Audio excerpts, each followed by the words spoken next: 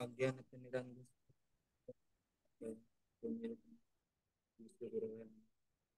श्री चैतन्य मनोभीष्टं स्थापितं येन भूतले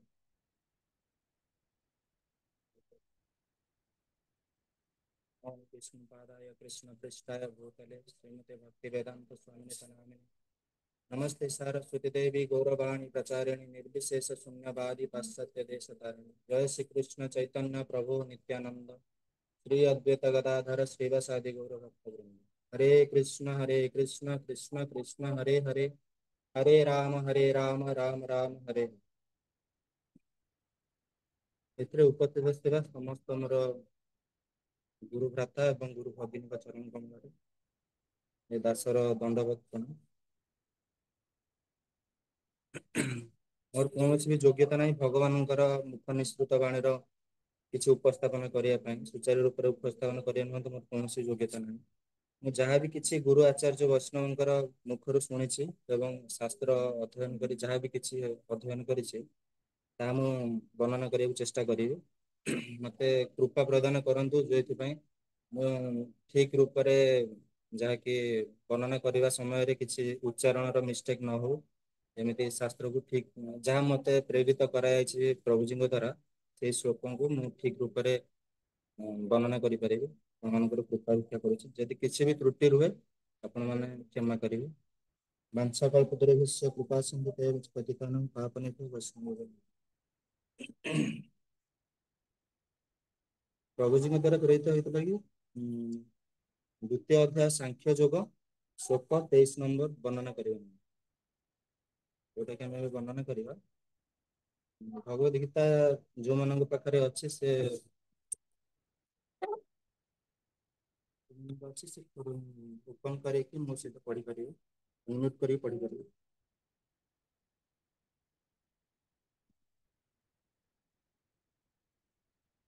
नैनं छिन्नन्ति शस्त्राणि नैनं दहति पावकः न चैनं क्लेदयत्नापो न शोषयति मारुतः।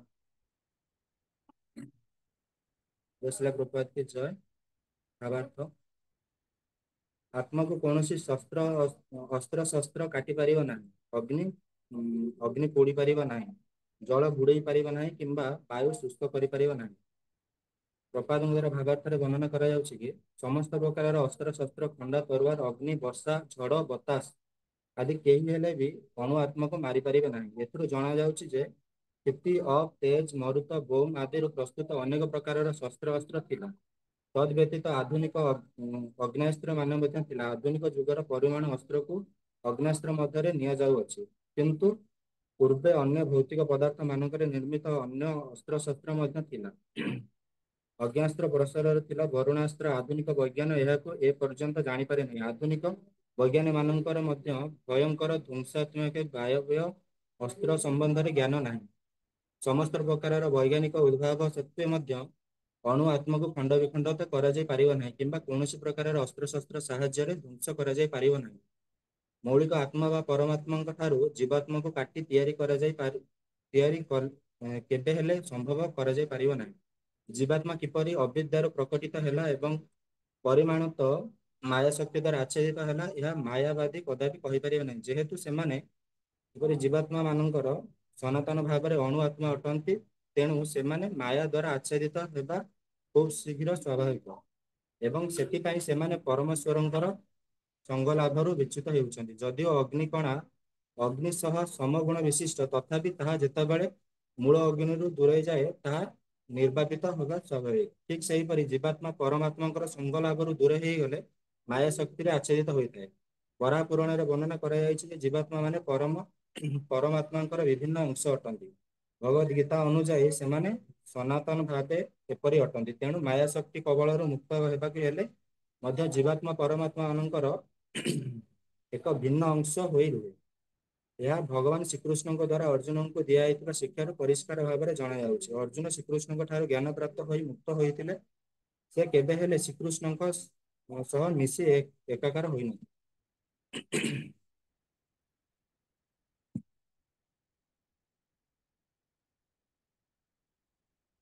ଶ୍ଲୋକର ବର୍ଣ୍ଣନା କରିବାକୁ ଯାଇ ଆମେ ଯାହାବି କିଛି ମୁଁ ଶୁଣିଛି ପ୍ରପାଦଙ୍କର ଲେକ୍ଚରରୁ ଏବଂ ପ୍ରପାଦଙ୍କର ମୌଳିକ ରୂପରେ ଭଗବତ ଗୀତାର ସେଇ ବୁକକୁ ପଢିଛି, ତା ଉପରେ ମୁଁ ବର୍ଣ୍ଣନା କରିବାକୁ ଯାଉଛି।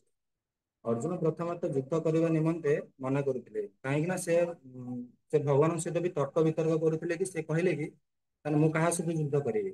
ସେମାନେ ତ ହଉଛନ୍ତି ମୋର ପ୍ରିୟଜନ, ମୋର ଆତ୍ମୀୟସ୍ୱଜନ, ତାଙ୍କ ସହିତ ଯୁଦ୍ଧ କରି ତାଙ୍କୁ ସଂହାର କରିବାକୁ ଚାହୁଁ। ଏପରି ହିଂସ କାର୍ଯ୍ୟ କରିବାକୁ ଭଗବାନଙ୍କୁ ସେ ମନା କରୁଛନ୍ତି, ମତେ ଆପଣ ପ୍ରୋତ୍ସାହିତ ଦିଅନ୍ତୁ ନା, ଭଗବାନ କହୁଥିଲେ। କିନ୍ତୁ ଭଗବାନ ତାଙ୍କର ସଂକୋଚକୁ ଦୂର କରିବାକୁ ଯାଇ ସେ ସ୍ପଷ୍ଟ ଭାବରେ କହିଛନ୍ତି ଯେ ଆତ୍ମା ହେଉଛନ୍ତି କଣ ଦିବ୍ୟ ଏବଂ ଶାଶ୍ୱତ, ଆତ୍ମାର କେବେ ମୃତ୍ୟୁ ନାହିଁ। ଏହା କହିବାକୁ ଯାଇକି ସେ ଅର୍ଜୁନଙ୍କୁ କଣ ପ୍ରୋତ୍ସାହିତ ଦେଉଛନ୍ତି ଏବଂ ସେ କହୁଛନ୍ତି କି ଏଠି କାହାର ବି ହତ୍ୟା ହେବ ନାହିଁ।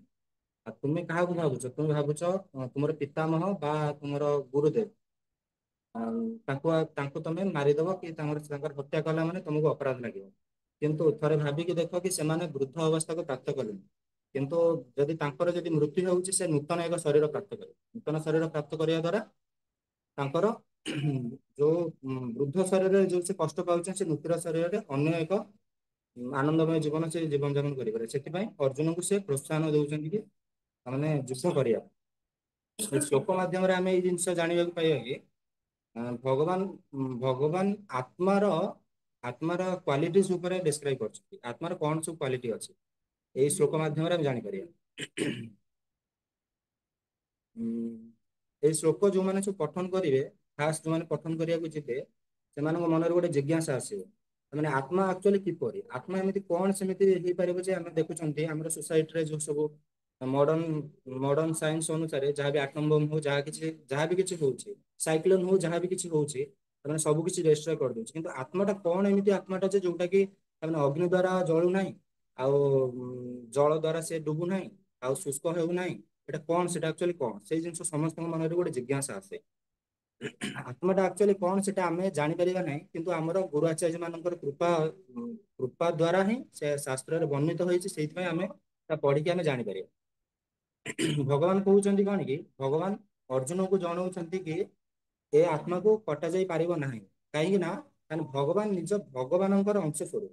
ଭଗବାନ ଯେହେତୁ ସଚ୍ଚିଦାନନ୍ଦ ବିଗ୍ରହ, ତାଙ୍କ ଠାରୁ ଇଏ ଯେହେତୁ ଉତ୍ପନ୍ନ ହେଇଛି, ତାର କୌଣସି ଅନ୍ତ ନାହିଁ ବା କ୍ଷୟ ହେବ ନାହିଁ। ଆଉ ଗୋଟେ ଜିନିଷ ଆମେ ବି ଏଠୁ ପଏଣ୍ଟ ବି ଜାଣିପାରିବା, ତାମାନେ ସେତେବେଳେ ଅର୍ଜୁନଙ୍କ ପାଖରେ ସବୁ ପ୍ରକାର ଆଗ୍ନେୟ ଅସ୍ତ୍ର, ବରୁଣ ଅସ୍ତ୍ର, ବାୟୁ ଅସ୍ତ୍ର ସବୁ କିଛି ସମ୍ପୂର୍ଣ୍ଣ ଭାବରେ ଥିଲା। ଆଉ ସିଏ ଚାହିଁଥିଲେ ସବୁ କିଛି ସମାପ୍ତ କରିପାରିଥାନ୍ତେ।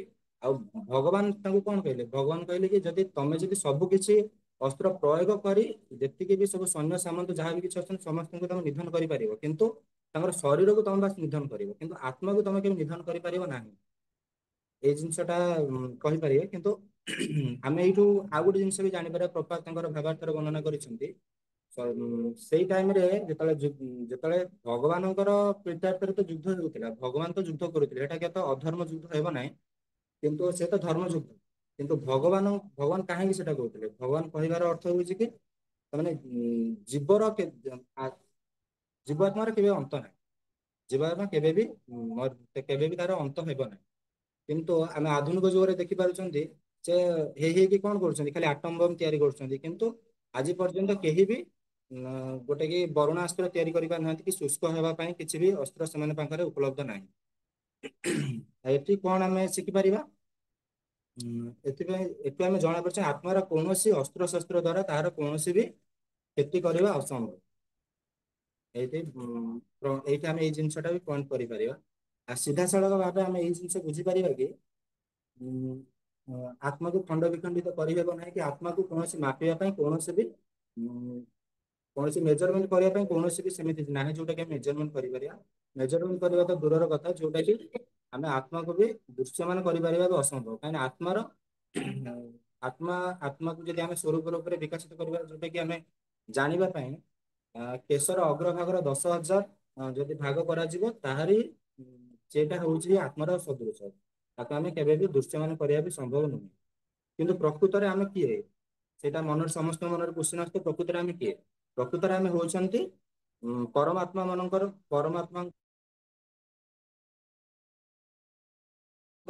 ଏକ କ୍ଷୁଦ୍ର କଣିକା ସଦୃଶ। କ୍ଷୁଦ୍ର କଣିକା ସଦୃଶ ସେଟା ପରମାତ୍ମାଙ୍କର ଏକ କ୍ଷୁଦ୍ର କଣିକା ସଦୃଶ। ତାକୁ ଏକ୍ସପ୍ଲେନ କରିବାକୁ ଯାଇ ପ୍ରପାତ ଗୋଟେ ଏକ୍ସାମ୍ପଲ ଦେଇଛନ୍ତି, ଯେମିତି ଗୋଟେ ସାଇଡରେ ଆମେ ଗୋଟେ ମହମବତୀ ଜଳେଇବା, ଆଉ ଗୋଟେ ସାଇଡରେ କିଛି ଶୁଖିଲା କାଠକୁ ଜଳେଇବା। ଶୁଖିଲା କାଠକୁ ଜଳେଇବା ଦ୍ୱାରା ଦୁଇ ସାଇଡରେ ଏପଟେ ମହମବତୀ ଜଳୁଛି, ଏପଟେ ଶୁଖିଲା କାଠ ଜଳୁଛି। ଏପଟେ ସାଇଡରେ କିଛି ବାୟୁ ପ୍ରବାହ କରିବା, ଏପଟେ ସାଇଡରେ କିଛି ବାୟୁ ପ୍ରବାହ କରିବା, କିନ୍ତୁ ମହମବତୀରେ ଜଲ୍ଦି ଲିଭିଯିବ। କିନ୍ତୁ ଏପଟ ସାଇଡରେ ଯୋଉ କାଠ ଲାଗିଥିବ ସିଏ ଜଲ୍ଦି ଲିଭିବ ନାହିଁ, ସେ ଅଧିକା ପ୍ରଜ୍ୱଳିତ ହେଇକି ଉଠିବ। କେଉଁଥିପାଇଁ? କାରଣ କାରଣ ତାର ଏହା କହିବାର ଭାବାର୍ଥ, ଏହା କହିବାର ଅର୍ଥ ହେଉଛି କି ମାନେ ବଡ ଅଗ୍ନିଟି ଯୋଉ ଲାଗୁଛି ସେ ହଉଛି ଭଗବାନ ସ୍ୱୟଂ। ହେଲା, ତାଙ୍କର ମାୟା ହଉଛି ଭଗବାନଙ୍କର ଦାସ। ଦାସତ୍ୱ ସ୍ୱୀକାର କରିକି ସେ ଭଗବାନଙ୍କୁ ହେଲ୍ପ କରେ, ଭଗବାନଙ୍କୁ ହେଲ୍ପ କରେ, ଭଗବାନଙ୍କର ଦାସତ୍ୱ ସ୍ୱୀକାର କରେ। କିନ୍ତୁ ବଦ୍ଧ ଜୀବ ଯେହେତୁ ଏପଟେ କଣ ମହମବତୀ ଜଳୁଛି, ଯେତେବେଳେ ଆମେ ବାୟୁ ପ୍ରବାହ କରୁଛୁ ମହମବତୀ ଲିଭି ଯାଉଛି। କାରଣ କଣ? କାରଣ ମାୟାର କବଳିତ ହେଇକି ଯେତେବେଳେ ବଦ୍ଧ ଜୀବ ଭଗବାନଙ୍କର ସ୍ୱରୂପକୁ ସେ ନା ଭଗବାନଙ୍କର ଯୋଉ ଅଂଶ ସେଟା ଭୁଲିଯାଏ, ଆତ୍ମାର ଯୋଉ ସ୍ୱରୂପକୁ ସେ ଭୁଲିଯାଏ, ତାପରେ ସେ ମାୟା କବଳିତ ହୁଏ। ମାୟା କବଳିତ ହବା ଦ୍ୱାରା ତାର ପତନ ହୁଏ। ଏଟା ପ୍ରପାତ ତାଙ୍କ ନିଜର ଭାବାର୍ଥରେ ସେଟା ଡିସ୍କ୍ରାଇବ କରିଛନ୍ତି। ଯୋଉଟା ପତନ ତାର ହୋଇଥାଏ ସେଟା କାହିଁକି ପତନ ହୋଇଥାଏ? ନିଜର ଆତ୍ମାର ଆତ୍ମାର ଆବରଣରେ ଏକ ଅଜ୍ଞାନତା ଘେରି ବସିଥାଏ, ଯୋଉଟା କି ସେ ଭଗବାନଙ୍କ ସହିତ ନିଜର ସମ୍ପର୍କକୁ ସେ ବିଚ୍ଛିନ୍ନ କରିଥାଏ, ଯାହା ଦ୍ୱାରା ପତିତ ଜୀବ ସେ ପତନ ହେବାରେ ସାହାଯ୍ୟ ହୋଇଥାଏ। ଆଉ ମାୟାବାଦୀ ମାନେ କଣ କୁହନ୍ତି? ଯୋଉମାନେ ସେମାନେ କୁହନ୍ତି କି ଆମେ ବ୍ରହ୍ମରେ ଲୀନ ହେଇଯିବୁ, ଆଉ ଆମେ ଯେତେବେଳେ ବ୍ରହ୍ମ ଏକ ଦ୍ୱିତୀୟ ନାସ୍ତି, ଆଉ କେହି ନାହାନ୍ତି, କେବଳ ବ୍ରହ୍ମ ହେଉଛନ୍ତି ଏକ। ଆମେ ଯଦି ଭଗବାନଙ୍କୁ ଯଦି ଡାକିବୁ ତାହେଲେ ବ୍ରହ୍ମରେ ଯାଇକି ଲୀନ ହେଇଯିବୁ। ପ୍ରପାତ ସେଇଟାର ଗୋଟେ ଏକ୍ସାମ୍ପଲ ଦେଇ କହିଛନ୍ତି କି ଯେହେତୁ ଆତ୍ମା ହଉଛି ଭଗବାନଙ୍କର ଗୋଟେ ଅଂଶ, ହେଲା, ଆମେ ଆମେ ଭଗବାନଙ୍କ ପାଖରୁ ଗୋଟେ ଅଂଶ ସ୍ୱରୂପରେ ଆସନ୍ତି, କିନ୍ତୁ ଖଣ୍ଡୀଭୂତ ହେଇନାହାନ୍ତି। ଆତ୍ମାର କେବେ ଖଣ୍ଡ ହେଇପାରିବ ନାହିଁ। କିନ୍ତୁ ଆତ୍ମା ପୁଣି ଯାଇକି ଯେହେତୁ ଗୋଟେ ଜାଗାରେ ଆମେ ଖଣ୍ଡିତ ହେଇକି ଆସିନାହାନ୍ତି, ପୁଣି ସେଠି ଜଏଣ୍ଟ ହେବା କେମିତି?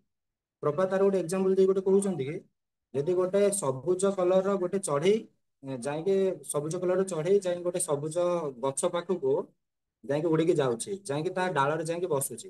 ଡାଳରେ ବସିବା ଦ୍ୱାରା କଣ ହଉଛି? ଆମକୁ ଦେଖା ଯାଉଛି, ଆମ ଆଖିକି ଦେଖା ଯାଉଛି କି ନା ସେ ଗଛ ମଧ୍ୟରେ ଯାଇକି ପ୍ରବେଶ କରିଯାଇଛି, ପୁରା ଲୀନ ହେଇଯାଇଛି। କିନ୍ତୁ ଗଛ ପାଖରେ ବସିକି ସେ ନିଜର ଯୋଉଟା ଅସ୍ତିତ୍ୱକୁ ସେ ବଜାଇ ରଖୁଛି। ସେଇପରି ଭାବରେ ଏହାର କହିବାର ଅର୍ଥ କଣ? ସେଇପରି ଭାବରେ ବ୍ୟକ୍ତିଗତ ଭାବରେ ଆତ୍ମା ନିଜର ସ୍ୱରୂପକୁ ଟିକେ ହରାଇ ନଥାଏ। ଏଟା କଣ ଆମେ ମାୟାବାଦୀ ମାନେ କହୁଛନ୍ତି କଣ ନା ଆମେ ଯାଇକି ଲୀନ ହେଇଯିବୁ। ସେ କେମିତି ଲୀନ ହବ? ଯେହେତୁ ଭଗବାନଙ୍କର ସଚିଦାନନ୍ଦ ବିଗ୍ରହ, ସେ ହଉଛନ୍ତି ଆନନ୍ଦମୟ ବିଗ୍ରହ।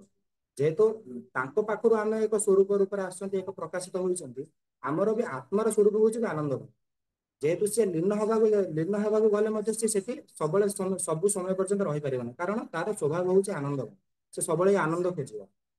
ସେ କିପରି ଏହା ସମ୍ଭବ ନୁହେଁ, ଯୋଉଟା କି ପ୍ରପାତ ତାଙ୍କର ଭାବାର୍ଥରେ ତା ଲେକ୍ଚରରେ ବର୍ଣ୍ଣନା କରିଛନ୍ତି। ଭୌତିକ ଜଗତରେ ଆମେ ଦେଖୁଛେ ଯେ କୌଣସି ଜିନିଷ ଯେତେ କଠିନ ହେଉନା କାହିଁକି, ପଥର ହଉ ବା ଲୁହା ହଉ ଯାହା କିଛି ହଉ, ତାକୁ ଆମେ ଖଣ୍ଡ ବିଖଣ୍ଡ କରିପାରୁଛନ୍ତି ଏବଂ କିଛି ଟେମ୍ପରେଚର ପ୍ରୟୋଗ କରିକି ତାକୁ ଆମେ ତରଳୀଭୂତ କରିପାରୁଛନ୍ତି। କିନ୍ତୁ ଆମେ ଆତ୍ମାକୁ କେବେ ସେପରି କରିପାରିବା ନାହିଁ। ଏହାର ଅର୍ଥ କଣ? କୌଣସି ଭୌତିକ ଅବସ୍ଥାରେ ଆତ୍ମାକୁ ଆମେ କୌଣସି ଚେଞ୍ଜେସ୍ କରିପାରିବା ନାହିଁ, କୌଣସି ଖଣ୍ଡ ବିଖଣ୍ଡିତ କରିପାରିବା ନାହିଁ, କି କୌଣସି ଚେଞ୍ଜେସ୍ କରିପାରିବା ନାହିଁ। ଅସଂଜ୍ଞାଯେ ପୁରୁଷମ୍, ବେଦରେ କୁହାଯାଇଛି କି ଜୀବ ସର୍ବଦା ଭୌତିକ ଜଗତ ସହିତ କୌଣସି ସମ୍ବନ୍ଧ ରଖିଥାନ୍ତି। କୌଣସି ସମ୍ବନ୍ଧ ଅର୍ଥ କଣ? ଏକ ଲେୟାର ରୂପରେ, ଗୋଟେ ଆବରଣ ରୂପରେ ଆତ୍ମାର ଚାରିପଟ ଥାଏ, ଯୋଉଟା କି ସେ ଭୌତିକ ସ୍ଥିତିରୁ ସେ ଦୂରେଇକି ରହିଥାଏ। ଯେମିତି ପ୍ରପାତ ତାର ଗୋଟେ ଏକ୍ସାମ୍ପଲ ଦେଇଛନ୍ତି, ଉଁ, ଯେମିତି ଆମେ ପୋଷାକ ପିନ୍ଧୁଛନ୍ତି, ସାର୍ଟ ପିନ୍ଧୁଛନ୍ତି, କୋଟ ପିନ୍ଧୁଛନ୍ତି, କିନ୍ତୁ ଶରୀର ସହିତ ସେ ରହୁଛି, କିନ୍ତୁ ଶରୀର ସହିତ ଆଟାଚ ହେଇକି ରହୁନାହିଁ, ଏକ ପୃଥକ ଆବରଣ ହେଇକି ରହୁଛି। ସେହିପରି ଭୌତିକ ପରିସ୍ଥିତିରେ ଆତ୍ମା କେବେ ଜଡ଼ିତ ହେଇକି ରହିନଥାଏ।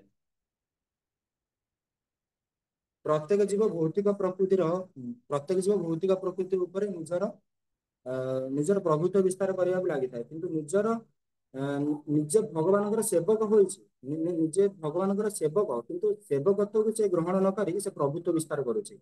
କିନ୍ତୁ ଏକ ସମୟରେ କଣ ହଉଛି? ସେ ପ୍ରଭୁତ୍ୱ ଯଦି ବିସ୍ତାର କରି ନ ପାରୁଛି, ମାନେ ପ୍ରଭୁତ୍ୱ ବିସ୍ତାର କରିବାରେ ସେ ଯଦି ଅସଫଳ ହଉଛି, ସେଇଠି ସେ ଭାବୁଛି କଣ ଏ ସଂସାର ହଉଛି ମିଥ୍ୟା, ଆଉ କିଏ ସତ୍ୟ? ଭଗବାନ ହିଁ ସତ୍ୟ। ସେଥିପାଇଁ ସେ ଭଗବାନଙ୍କର ଶରଣ ଆସିବାକୁ ଚେଷ୍ଟା କରୁଛି। ସେଥିପାଇଁ ସେ କଣ କରୁଛି?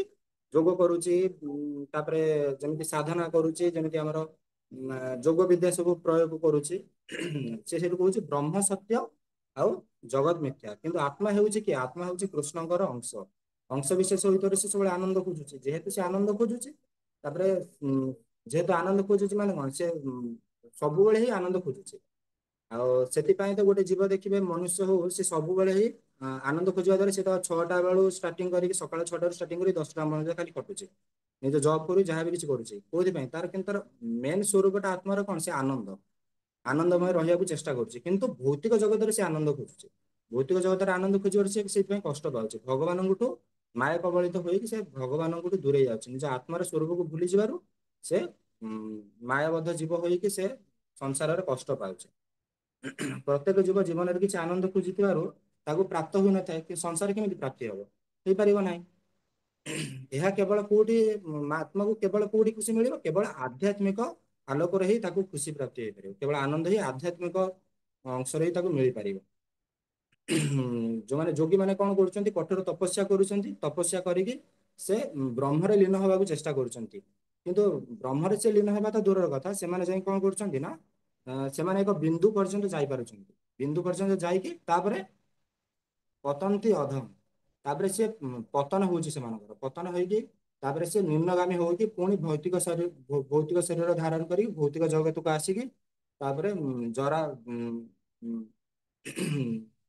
ଜରା ବ୍ୟାଧିରେ ପୁଣି ପଡୁଛନ୍ତି, ପୁଣି ଜନ୍ମ ମୃତ୍ୟୁ ଚକ୍ରରେ ପୁଣି ଚକ୍ରୀଭୂତ ହେଇକି ପୁଣି ଘୂର୍ଣ୍ଣୟମାନ ହଉଛନ୍ତି। ଏହା ହବାର ଏକମାତ୍ର କାରଣ ଯୋଉଥିପାଇଁ କି ସେମାନେ କେବେ ବି ହେଲେ ଭଗବାନଙ୍କୁ ଏକ ବ୍ୟକ୍ତିତ୍ୱ ରୂପରେ ସ୍ୱୀକାର କରୁନାହାନ୍ତି। ହେଲା, ସେଇଟା ଏଇଟା ହଉଛି ତାଙ୍କର ଗୋଟେ ହଉଛି ପ୍ରୋବ୍ଲେମ, ଯୋଉଥିପାଇଁ ସେମାନେ ଯେତେ ପ୍ରଚେଷ୍ଟା କଲେ ବି ସେ ଭଗବାନଙ୍କୁ ପ୍ରାପ୍ତି କରିପାରୁନାହାନ୍ତି। ସେଟା ପ୍ରପାତ ଗୋଟେ ଏକ୍ଜାମ୍ପଲ ଦେଇ କହୁଛନ୍ତି କି ଯଦି ଆମେ ଗୋଟେ ପାହାଡକୁ ଦେଖିବା, ଯଦି ଆମେ ଦୂରରୁ ଗୋଟେ ପାହାଡକୁ ଦେଖିବା, ସେଟା ଆମକୁ ଦେଖା ଯାଉଛି କି ଗୋଟେ ପୁରା ପୁରା ବାଦଲ ପୁରା ଆଚ୍ଛାଦିତ ହେଇକି ରହିଛି, କୁହୁଡି ପୁରା ଆଚ୍ଛାଦିତ ହେଇକି ରହିଛି, ଯୋଉଟା କି ଆମକୁ ଦେଖା ଯାଉନାହିଁ ପାହାଡଟେ ବୋଲି ଏଟା। କିନ୍ତୁ ଯଦି ଜଣେ ବ୍ୟକ୍ତି ସେ କିଛି ଆଗକୁ ଯଦି କିଛି ଯାଉଛି, କିଛି କିଲୋମିଟର ଯଦି ଆଗକୁ ଯାଉଛି, ସେ ଦେଖିପାରୁଛି କି ନା ନା ଇଏ କୁହୁଡି ନୁହେଁ, ଇଏ ପୁରା ପାହାଡଟା ପୁରା ସବୁଜମୟ ହେଇକି ଅଛି ବା ସୁନ୍ଦର ଦେଖା ଯାଉଛି। କିନ୍ତୁ ଆଉ ଯଦି କିଛି ଆଗକୁ ସେ ଯାଉଛି, ଯଦି ସେ ପୁରା ସେଣ୍ଟର ଯାଇ ପହଞ୍ଚୁଛି, କି ପୁରା ପାହାଡରେ ପୁରା ସେଣ୍ଟରରେ ପହଞ୍ଚୁଛି, ସେ ଜାଣିପାରୁଛି କି ନା ନା ପାହାଡରେ ଅଛି, ଗଛ ବି ଅଛି, ଆଉ ପଶୁ ପକ୍ଷୀ ମାନେ ବି ଅଛନ୍ତି। ଏହା କହିବାର ତାତ୍ପର୍ଯ୍ୟ କଣ କି, ଯେଉଁମାନେ ଦୂରରୁ ପରମାତ୍ମକୁ ଦର୍ଶନ କରିବାକୁ ଚାହାନ୍ତି, ସେ ସର୍ବଦା ଅବୈତିତ୍ଵିକ ବ୍ରହ୍ମଙ୍କୁ ଦର୍ଶନ କରନ୍ତି, ଯିଏ କୌଣସି ଭଗବାନଙ୍କ ସହିତ ସମ୍ବନ୍ଧ ସିଏ କରନ୍ତି ନାହିଁ, ସେ ବାସ ଖାଲି ଯାଆନ୍ତି ହଁ ଭଗବାନ କେହି ନୁହନ୍ତି, ଭଗବାନ ଏମିତି ଜଣେ କିଏ ଅଛନ୍ତି, ଯାହାକି ସେ ଏକମାତ୍ର ବ୍ରହ୍ମ, ସେ କେମିତି ବ୍ୟକ୍ତିତ୍ୱ ବି ନୁହନ୍ତି। କିନ୍ତୁ ତାଠାରୁ ଯୋଉମାନେ ଉନ୍ନତ, ଯୋଉମାନେ ଯୋଗୀ, ସେମାନେ ଭଗବାନଙ୍କୁ ଦେଖିବା ତ ଦୂରର କଥା, ସେମାନେ ଭଗବାନଙ୍କୁ ଆସ୍ୱାଦନ କରିପାରନ୍ତି ନା, ଫିଲ୍ କରିପାରନ୍ତି ନା ଜଣେ କିଏ ଭଗବାନ ଅଛନ୍ତି। କିନ୍ତୁ ଯେଉଁମାନେ ଭକ୍ତ, ସେମାନେ ପରମ ବ୍ୟକ୍ତିତ୍ୱ ଭଗବାନଙ୍କୁ ସ୍ୱରୂପକୁ ଦର୍ଶନ କରିପାରନ୍ତି। କାହିଁକି ନା ସେମାନେ ଭଗବାନ ଏବଂ ଭଗବାନ ବ୍ରହ୍ମ ଏବଂ ପରମାତ୍ମାଙ୍କ ଭିତରେ ଏକ ବ୍ରହ୍ମକୁ, ଏକ ବ୍ୟକ୍ତିତ୍ୱଙ୍କୁ ଦେଖନ୍ତି, ସେଥିପାଇଁ ସେ ସବୁ ଭଗବାନଙ୍କୁ ଦର୍ଶନ କରିପାରନ୍ତି। ପ୍ରପାତ ଆଉ ଗୋଟେ ଏକ୍ଜାମ୍ପଲ ଦେଇ କହିଛନ୍ତି କି ଅହଂକାରୀ ଜୀବର କେମିତି ତାମାନେ ସଂସାରରେ ସେ ଭଗବାନଙ୍କୁ ମାନି ନଥାଏ। ଗୋଟେ କୂଅରେ ଥିବା ବେଙ୍ଗକୁ ଆମେ ଯଦି କହିବା କି ଗୋଟେ ଭାରତ ମହାସାଗର ଅଛି, ବହୁତ ବଡ ଅଛି, ତୁ ଏଇ କୂଅଟାକୁ ଛାଡିକି ପଳେଇ ଆସ ଭାରତ ମହାସାଗରକୁ, କିନ୍ତୁ ସିଏ କଣ ଭାବିବ, କେତେ ବଡ କୂଅଟା ହେଇଥିବ, ମୋର ତ ଏତିକି ବଡ କୂଅଟା ଅଛି, ହଁ ଭାରତ ମହାସାଗର ଏଇ କୂଅ ଠାରୁ ସ୍ୱଳ୍ପ ମାତ୍ରାରେ ବଡ ହେଇଥିବ। ସେଇପରି ବଦ୍ଧ ଜୀବକୁ ଆମେ ଯେତେବେଳେ ଭଗବାନଙ୍କର ଗୁଣଗାନ କରନ୍ତି, ଭଗବାନଙ୍କର ମହାନତାକୁ ଆମେ ପ୍ରତିପାଦନ କରନ୍ତି, ସିଏ ଭାବିଥାଏ କଣ ନା, ନା ମୁଁ ତ ଏତେ ବଡ ଶକ୍ତିମାନ, ଆଉ ମୁଁ ତ ଏତେ ବଡ ଶକ୍ତିମାନ, ଭଗବାନ କଣ ତାଠୁ କଣ ଅଧିକା କି, ଭଗବାନ ବି ସେମିତି ମୋଠୁ କିଛି ଅଧିକା ଥିବ। ହେଲା, ଏଇଟା ହଉଛି ବଦ୍ଧଜୀବ ମାନଙ୍କର ଯୋଉଟା କି ନୀତି, ସେମାନେ ଭଗବାନଙ୍କୁ କେବେ ସ୍ୱୀକାର କରନ୍ତି ନାହିଁ ଯେ ଇଏ ହଉଛନ୍ତି ବ୍ୟକ୍ତି, ଜଣେ ହଉଛନ୍ତି ଭଗବାନ ବୋଲି। ସେ ସମସ୍ତେ ସବୁବେଳେ ଭାବନ୍ତି କି ବ୍ୟକ୍ତି ଜଣେ ଭଗବାନ ହେଇକି ସେ କଣ ଏତେ ବଡ ସାରା ବିଶ୍ୱକୁ ସିଏ କଣ ତିଆରି କରୁଛନ୍ତି, ସଞ୍ଚାଳନ କରିପାରୁଛନ୍ତି, ସେ କେବେ ବି ସ୍ୱୀକାର କରିପାରନ୍ତି ନାହିଁ। ସେଥିପାଇଁ ବ୍ରହ୍ମଜ୍ୟୋତିରେ ଲୀନ ହବା କଥା ସେମାନେ ଭାବିଥାନ୍ତି, ଏବଂ ବ୍ରହ୍ମଜ୍ୟୋତିରେ ଲୀନ ତ ହେଇପାରନ୍ତି ନାହିଁ, ପୁଣି ପତନ ହେଇକି ପୁଣି ଆସିକି ଜରା ବ୍ୟାଧିରେ, ଜନ୍ମ ମୃତ୍ୟୁ ଜରା ବ୍ୟାଧିରେ ପୁଣି ଭଟକିଥାନ୍ତି। ଆତ୍ମା ହେଉଛନ୍ତି କଣ ନା ସନାତନ, ଆତ୍ମାର ଅନ୍ତ ନାହିଁ, କି ତାହାକୁ କୌଣସି ପଦ୍ଧତିରେ ଖଣ୍ଡ ବିଖଣ୍ଡିତ କରିପାରିବ ନାହିଁ, କୌଣସି ପଦ୍ଧତିରେ ତାକୁ କ୍ଷୟ କରାଯାଇ ପାରିବ ନାହିଁ। କିନ୍ତୁ ଶରୀର ହେଉଛି କଣ, ଶରୀର ହେଉଛି କ୍ଷଣଭଙ୍ଗୁର। ଯଦି ଗୋଟେ ଏକ୍ଜାମ୍ପଲ ଆମେ ଦେଖିବା, ଯଦି ଗୋଟେ କମ୍ପାନୀ ଯଦି ଗୋଟେ କମ୍ପାନୀର ଓନର କଣ କହୁଛି, କହୁଛି କି କିଛି କିଛି ସେୟାର ଦେଇକି କମ୍ପାନୀର ଯୋଉ ଓନରସିପ କିଣିବାକୁ କହୁଛି, ଯୋଉଟା କି ହଁ ସେୟାର ଦବାକୁ କହୁଛି, କିନ୍ତୁ ତାପରେ ଗୋଟେ କଣ୍ଡିସନ ରଖୁଛି କି 2 ବର୍ଷ ପରେ କମ୍ପାନୀ ବନ୍ଦ ହେଇଯିବ, କିନ୍ତୁ ତମେ ସମସ୍ତେ ସେୟାର ଦେଇକି ମାନେ କମ୍ପାନୀର ସେୟାର ସମସ୍ତେ ରଖ। କିନ୍ତୁ ବୁଦ୍ଧିମାନ ବ୍ୟକ୍ତି କଣ କରିବ, ବୁଦ୍ଧିମାନ ବ୍ୟକ୍ତି କୌଣସି ସେୟାର ଦବ ନାହିଁ, କାରଣ ସେ ଜାଣିଛି ୟାର କମିଟମେଣ୍ଟ ଯୋଉଟା ଅଛି 2 ବର୍ଷ ପରେ ବନ୍ଦ ହେଇଗଲା ମାନେ ମୋର ଅର୍ଥର ଯାହା କିଛି ଅର୍ଥ ମୁଁ ମାନେ ଅପଚୟ କରିଥିବି ତାର କିଛି ବି ଭ୍ୟାଲୁ ରହିବ ନାହିଁ। ଏହା କହିବାର ଅର୍ଥ କଣ? ବୁଦ୍ଧିମାନ ବ୍ୟକ୍ତି ଏହା ବିଚାର କରିଥାଏ ଯେ ଏଇ ଶରୀର ରୂପୀ କମ୍ପାନୀ ଏବେ କଣ ଏବେ ଅଛି କାଲିକି ସେ କ୍ଷଣ ଭଙ୍ଗୁର ହେଇଯିବ।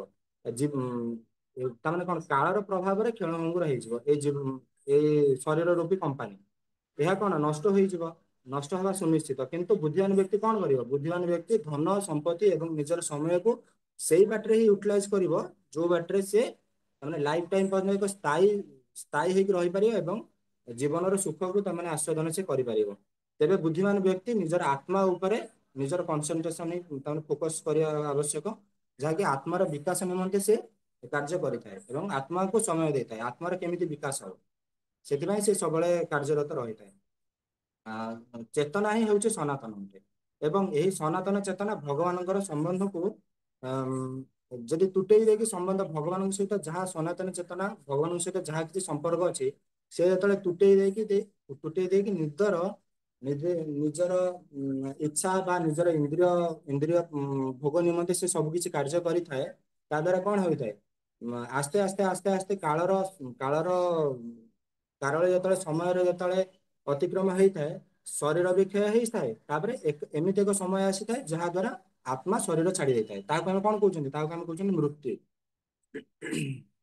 ଜୀବିତ ବ୍ୟକ୍ତି ନିଜର ଶାଶ୍ୱତ ଆତ୍ମାର ରକ୍ଷା ନିମନ୍ତେ ଯେତେବେଳେ ଗୋଟେ ଜୀବ ଆ, ଜୀବନ ଅବସ୍ଥାରେ ଥାଏ ତାମାନେ ଆତ୍ମା ଶରୀରକୁ ତ୍ୟାଗ କରିନଥାନ୍ତି। ସେଇ ସମୟରେ ଜୀବକୁ ସବୁବେଳେ ଚିନ୍ତା କରିବା ଦରକାର ଯେ ମୁଁ ଆତ୍ମାର କେମିତି ତୃପ୍ତି କରିବି। ଆତ୍ମାର ତୃପ୍ତି ଅର୍ଥ ନୁହେଁ ଯେ ସେନ୍ସ ଏନଜୟମେଣ୍ଟ। ଆତ୍ମାର ଯୋଉଟା ପରମ ସୁଖ, ଆତ୍ମାର ଯୋଉଟା ଆନନ୍ଦମୟ ଯୋଉଠି ସେ ପାଉଛି, ଯୋଉ ଚିଦାନନ୍ଦ ସ୍ୱରୂପ ରୂପରେ ଯୋଉଟା ଭଗବାନ ପାଉଛନ୍ତି, ସେଟା ଆତ୍ମାର ଯୋଉଟା ଦରକାର, ଯୋଉଟା ଆଧ୍ୟାତ୍ମିକ ସୁଖ ତାକୁ ପ୍ରଦାନ କରିବା ପାଇଁ ସେଟା ହଉଛି ସେଇ ବିଷୟରେ ଏକ ଜୀବନ୍ତ ବ୍ୟକ୍ତି ସେ ଚିନ୍ତା କରିବା ଆବଶ୍ୟକ। ଯେମିତି ଆମେ ଗୋଟେ ଏକ୍ସାମ୍ପଲ ଦେଖିବା କି ଯଦି ମନେ କରନ୍ତୁ ଜଣେ କାରରେ ଡ୍ରାଇଭିଂ କରିକି ଯାଉଛି ଯାଇ ଗୋଟେ ଟ୍ରକକୁ ଧକ୍କା ଦେଇ ଦଉଛି। ଟ୍ରକକୁ ଧକ୍କା ଦଉନ ଯଦି ଗୋଟେ ସାଇକେଲକୁ ଧକ୍କା ଦେଇ ଦଉଛି। ତାପରେ ସାଇକେଲ ଟା ଭାଙ୍ଗି ଯାଉଛି। ସାଇକେଲ ଭାଙ୍ଗି ଦେଇକି ତାପରେ ଆସିକି ସେ ଚୁପଚାପ ହେଇକି ବସି ଯାଉଛି। ବସିବା ଦ୍ୱାରା ସେ ସାଇକେଲ ବାଲା ଆସି କାହାକୁ ଧରୁଛି? ସାଇକେଲ ବାଲା ଯାଇ କେସ୍ ଦେବା ଦ୍ୱାରା ପୋଲିସ ଆସିକି ସେଇ ଡ୍ରାଇଭରକୁ ହିଁ ଧରୁଛି। ତାର ଅର୍ଥ କଣ? ସେ ଯାହା ବି କିଛି କର୍ମ କରି କଣ ହେଲେ କର୍ମର ଫଳଟା କେବେ କଟିବ ନାହିଁ। ସେ ତ ଗାଡି ସିନା ଚେଞ୍ଜ କରିଦେଇକି ଆସିକି ସେ ନୂଆ ନୂଆ ଡ୍ରେସ ପିନ୍ଧିକି ବସି ଯାଉଛି କି ନା ନା ମୁଁ କିଛି କରିନି। କିନ୍ତୁ ଯିଏ ତ କର୍ମଟା କରିଛି, ଯିଏ ତ ଡ୍ରାଇଭିଂ କରିଛି, ସିଏ ହିଁ ତ ତାକୁ ଧରିବ ନା। ନା କଣ ପୋଲିସ ଯାଇକି ସେ ଡ୍ରାଇଭର ସେ ଯୋଉ କାରକୁ ଧରୁଛି କି? ସେଇଥିପାଇଁ ଯେତେବେଳେ ଶରୀର ତ୍ୟାଗ କଲେ କଣ ହବ? ଯେତେବେଳେ ନିଜର ଯାହା ବି କିଛି ଆମେ କର୍ମ ବିଧାନ ଏଠି କରିଥାନ୍ତି, ପାପ କର୍ମ କରନ୍ତୁ ଯାହା କିଛି କରିଥାନ୍ତି, ଯେତେବେଳେ ବ୍ୟାଧା ହୁଏ, ଯେତେବେଳେ ତାମାନେ କଣ ବୃଦ୍ଧ ଅବସ୍ଥାକୁ ଯେତେବେଳେ ଆସିଯାଏ ବା ଶରୀରଟା ଯଦି ଆତ୍ମା ତ୍ୟାଗ କରେ, ତାପରେ ଯୋଉ ନୂତନ ଶରୀର ସେ ଗ୍ରହଣ କରେ ସେଇ କର୍ମଫଳ ତାକୁ ସେମିତି ଲାଗିଥାଏ। ସେ କର୍ମଫଳ କେବେ ବି ଯାଏ ନାହିଁ। ଅ, ଯେମିତି ଆଉ ଗୋଟେ ଏକ୍ସାମ୍ପଲ ଦେଖିପାରିବା, ଯଦି ମନେ କରନ୍ତୁ ଗୋଟେ କ୍ୟାମେରାରେ ମୁଁ ଏବେ ଦେଖୁଛି କିନ୍ତୁ କ୍ୟାମେରାର କୌଣସି ରିଆକ୍ସନ ନାହିଁ। କିନ୍ତୁ ଆପଣ ମାନେ ଯୋଉ ମତେ ଦେଖୁଛନ୍ତି ଆପଣମାନଙ୍କର ଭାବନା ଏବଂ କିଛି ଚେତନା ମୋ ଦ୍ୱାରା ସଂଯୋଗ ହୋଇଅଛି, କିନ୍ତୁ କ୍ୟାମେରାର କୌଣସି ସଂଯୋଗ ନାହିଁ। ଆପଣ ମାନଙ୍କର କାହିଁକି ସଂଯୋଗ ଅଛି? କାରଣ ଆତ୍ମାର ସ୍ୱଭାବ କଣ? ଆତ୍ମାର ସ୍ୱଭାବ ହଉଛି ସେ ଚେତନା ମାଧ୍ୟମରେ ଆତ୍ମାର ହିଁ ସ୍ୱଭାବ ସେ ପ୍ରକଟିତ ହୋଇଥାଏ। ଏଇ ଭାବନା ଆତ୍ମା ମାଧ୍ୟମରେ ହିଁ ପ୍ରକାଶିତ ହୋଇଥାଏ। କିନ୍ତୁ କୌଣସି ମେସିନ ବା କ୍ୟାମେରାରେ ବାସ୍ ରେକର୍ଡିଂ ହେଇପାରିବ, କିନ୍ତୁ ଭାବନାର କେବେ ପରିପ୍ରକାଶ ହୋଇପାରିବ ନାହିଁ। ସେଥିପାଇଁ ଭଗବାନ କହୁଛନ୍ତି, ହେ ଅର୍ଜୁନ, ଆତ୍ମଚେତନା ସ୍ରୋତ ଅଟେ। ସେଥିପାଇଁ ଆତ୍ମା ହେଉଛି ନିତ୍ୟ ଏବଂ ଶାଶ୍ୱତ।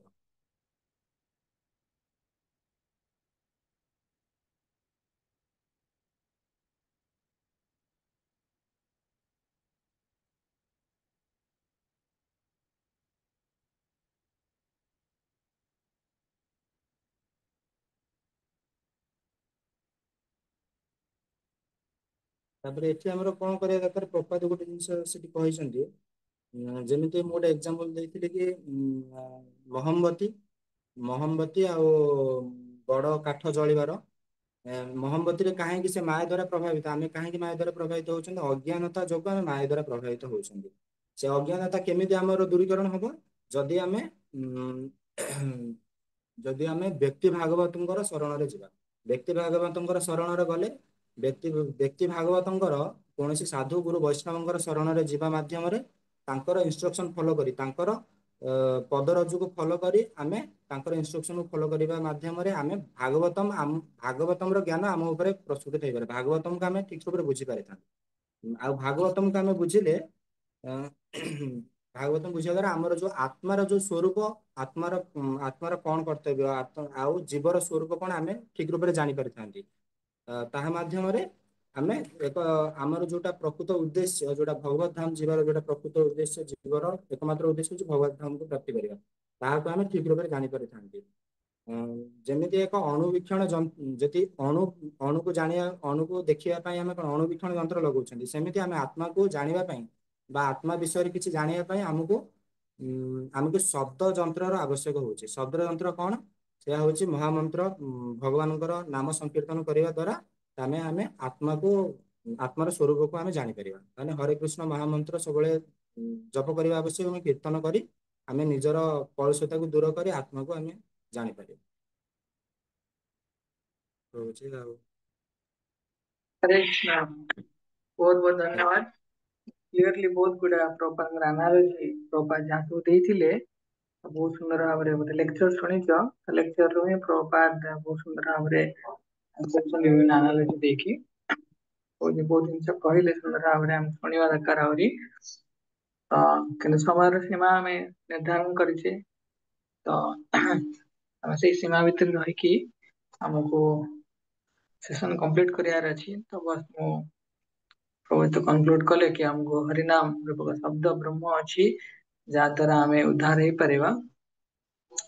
तो किसी जिन मुझे नोट करने चाहिए ताकि हमको यार प्रैक्टिकल एप्लीकेशन बुझी हम समस्ते ध्यान देकी शुणी पार कि भगवद गीतार जो विज्ञान अच्छी गीतार विजडम तो हमको बारंबार रिमाइंड करे कि हमें स्पिरिचुअल बीइंग करिकी आमर कौन सी भय नहीं कि आम नष्ट हो शरीर नष्ट तो सब नष्ट शाश्वत नुहे शरीर बारंबार नष्ट हो किंतु जेहेतु आम भगवद गीतार प्रिंसिपल को बुझंती कि आम वास्तव शाश्वत चरित्र से आम अधिक रु अधिक कंटेम्पलेट करने दरकार कि आम नश्वर बोली आम नाशशील नुहे आम इनडेस्ट्रक्टेबल।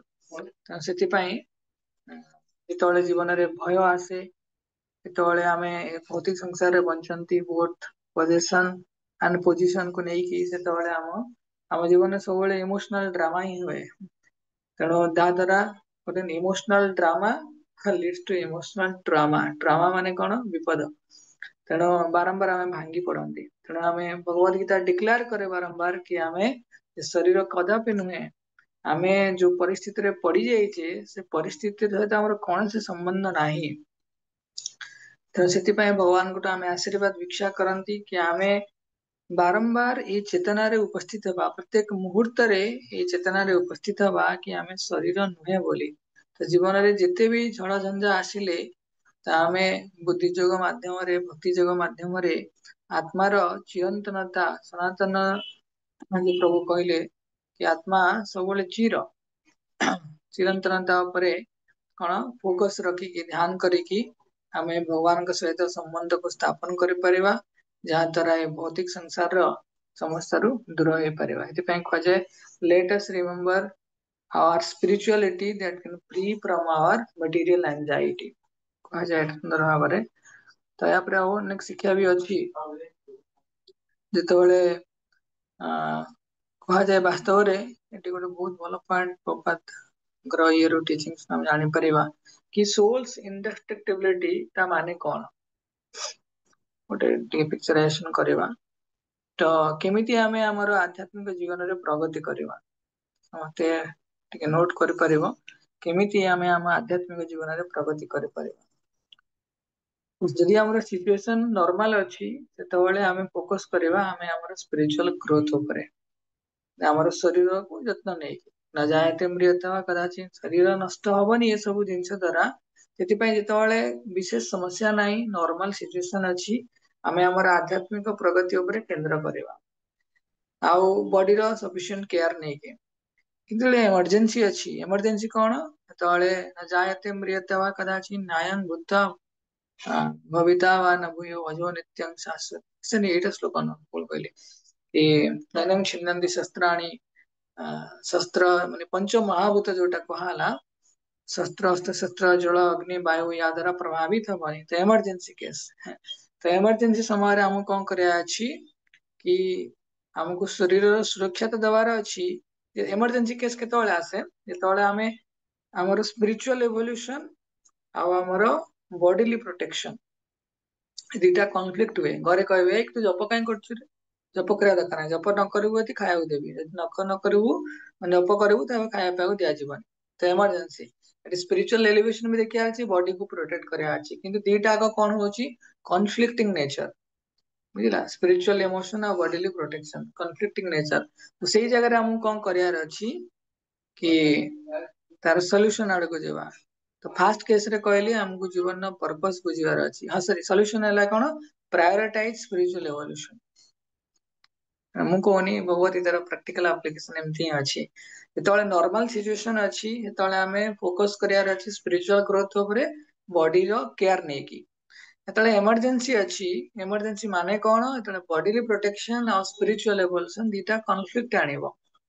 ଅପୋଜିଟ ଥିବ ସେତେବେଳେ ଆମକୁ ପ୍ରାୟୋରିଟାଇଜ ସବୁବେଳେ କରିବାର ଅଛି ସ୍ପିରିଚୁଆଲ ଇଭଲ୍ୟୁସନ କାହିଁକି ନା ବଡି ସବୁବେଳେ ପଞ୍ଚ ମହାଭୂତ ଦ୍ଵାରା ପ୍ରଭାବିତ ହବ ହିଁ ନାହିଁ ମାନେ ପ୍ରଭାବିତ ହବ କିନ୍ତୁ ଆତ୍ମା ପ୍ରଭାବିତ ହବନି ଆମେ ବାସ୍ତବରେ ଭଗବାନଙ୍କର ଶାଶ୍ୱତ ସେବକ ତେଣୁ ଜୀବନ ଲକ୍ଷ୍ୟ କଣ କି ଆମେ ଆତ୍ମାର ଶାଶ୍ୱତକୁ ଜାଣିବା ଏଇଟା ହିଁ ମଧ୍ୟ ଜୀବନର ଲକ୍ଷ୍ୟ ଯଦି ଏଇଟା ଲକ୍ଷ୍ୟ ନୁହେଁ ତାହେଲେ ଆମେ ସବୁବେଳେ ଶରୀର ଉପରେ ଧ୍ୟାନ ଦବା ଶରୀର ଇନକ୍ଲୁଡ ସ୍ଥୂଳ ଶରୀର ଆଉ ସୂକ୍ଷ୍ମ ଶରୀର ତାର ଯୋଉ ବାୟ ପ୍ରଡକ୍ଟ ଟାଇପ ର ରହିଲା ତା ଉପରେ ଧ୍ୟାନ ଦବା କିନ୍ତୁ ଯେତେବେଳେ ଜୀବନ ଲକ୍ଷ୍ୟକୁ ଆମେ ଜାଣିଲେ କି ଏଇ ଚିରନ୍ତନ ସତ୍ୟର ବିଷୟରେ ଆମେ ଅବଗତ ହେଲେ ସେତେବେଳେ ଶରୀରକୁ ଗୋଟେ ସ୍ପିରିଚୁଆଲ ଇଭଲ୍ୟୁସନ କି ଆଧ୍ୟାତ୍ମିକ ପ୍ରଗତିର ଗୋଟେ ଇନଷ୍ଟ୍ରୁମେଣ୍ଟ ହିସାବରେ ଆମେ ଗ୍ରହଣ କରିବା ସେଥିପାଇଁ ଜୀବନର ସମସ୍ତ ଯୋଉ ଝଡଝଞ୍ଝା ଅଛି ସେ ସବୁ ଜିନିଷ ଆମକୁ ସମ୍ମୁଖୀନ ହବାକୁ ପଡିବ କିନ୍ତୁ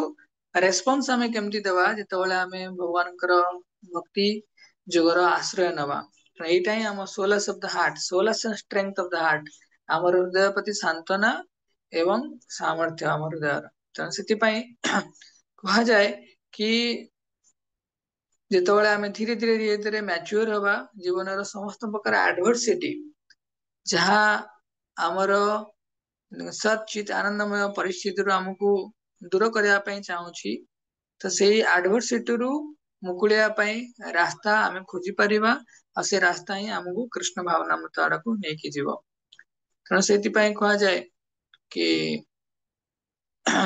ଭଗବତ ଗୀତାରେ ଏ ଯୋଉ ଶ୍ଲୋକ ଅଛି କୁହାଯାଏ କି ଆମେ ସ୍ପିରିଚୁଆଲ ବିଙ୍ଗ ଇନଡେଷ୍ଟ୍ରକ୍ଟିବଲ ବୋଲି ତେଣୁ କୁହାଯାଏ କି ସଫରିଂ ଡିଫାଇନ୍ସ ହ୍ୟୁମାନ କଣ୍ଡିସନ ଆମେ ଯେତେବେଳେ କି କଷ୍ଟ ପାଉଛେ ସେତେବେଳେ ଏଇଟା ଆମେ ଭାବୁଛେ ଆମ କଣ୍ଡିସନ ଖରାପ ଅଛି କିନ୍ତୁ human condition does not define us ହେଲା ତ ଆମେ ଭାବିବା କି ଆମେ ଶରୀର ଚେତନାରେ ଅଛେ ବୋଲି ମଣିଷ ହେଇକି ଅଛେ ବୋଲି ଆମକୁ ଲାଗୁଛି ଆମେ ମଣିଷ ସେ ଅନୁସାରେ କାର୍ଯ୍ୟ କରିବା କଥା ସଫରିଂ ଡିଫାଇନ୍ସ ହ୍ୟୁମାନ କଣ୍ଡିସନ ଦେଖି ରୋଗରେ ପଡିଛି ସେ କହୁଛି ଆରେ ମୁଁ ରୋଗୀ ଅଛି କିନ୍ତୁ human condition does not define us କାହିଁକି ନା ଆମେ ମଣିଷ ନୁହେଁ କେବେ ବି ଅର୍ଥାତ ଆମେ ଭଗବାନଙ୍କର ଚିରନ୍ତନ ସତ୍ୟ ଅର୍ଥାତ ଆତ୍ମା ଶରୀରକୁ ମଣିଷ ଶରୀର ଧାରଣ କରିଛି କିନ୍ତୁ ସେ କେବଳ ମଣିଷ ଜନି ଏଇଟା ସମ୍ଭବ ନୁହେଁ ସବୁବେଳେ ଏଥିପାଇଁ ଆମେ 84 ଲକ୍ଷ ଜୀବଜନ୍ତୁଙ୍କୁ ପାଉଛେ ବହୁତ ପ୍ରାକ୍ଟିକାଲ ଆପ୍ଲିକେସନ ଆମେ ଏଇ ଭଗବତ ଗୀତାର ଟିଚିଙ୍ଗସ୍ ରୁ ପାଇପାରିବା ଏମିତି କୁହାଯାଏ କି ଯଦି ମୁଁ ସବୁ ଜିନିଷକୁ ଠିକ କରିପାରିବିନି ଇଫ ଆଇ କ୍ୟାନ ନଟ ସେଟ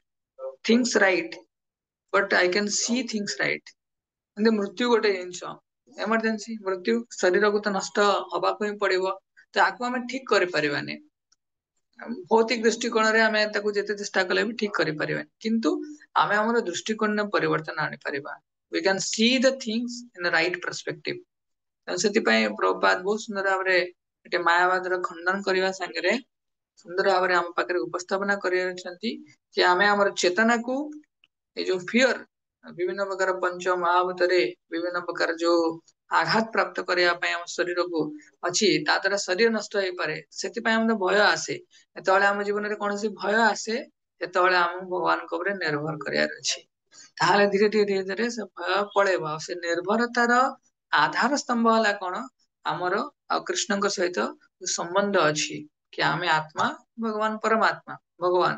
ତ ସେଥିପାଇଁ ସମ୍ବନ୍ଧ ହେଲା କଣ ଆମେ ଭଗବାନଙ୍କର ସେବା କରିବା। ଆମେ ଏକ ଗୋଟେ ଅକ୍ୱାର୍ଡ ଜାଗାରେ ପଡି ଯାଇଛେ, ଭୌତିକ ଶରୀର ମିଳିଛି ଭୌତିକ ବିଶ୍ଵ ବ୍ରହ୍ମାଣ୍ଡ ଭିତରେ। ତେଣୁ ସେଇ ଉପରେ ଆମେ ଯେତେବେଳେ ଫୋକସ କରିବା ସେତେବେଳେ ଅଚିରେ ଆମେ ସେଇ ସମସ୍ୟାରୁ ଆମେ ଉର୍ଦ୍ଧ୍ୱଗାମୀ ହେଇପାରିବା। ଠିକ ଅଛି, ହରେ କୃଷ୍ଣ। ସମସ୍ତଙ୍କୁ ପୁନଃ ଧନ୍ୟବାଦ। ବେଶୀ ସମୟ ନଉନି, ତ ଟ୍ରାଏ କରିବାର ଅଛି ଆମକୁ ଅନ୍ ଟାଇମ କମ୍ପ୍ଲିଟ କରିବାର ଅଛି।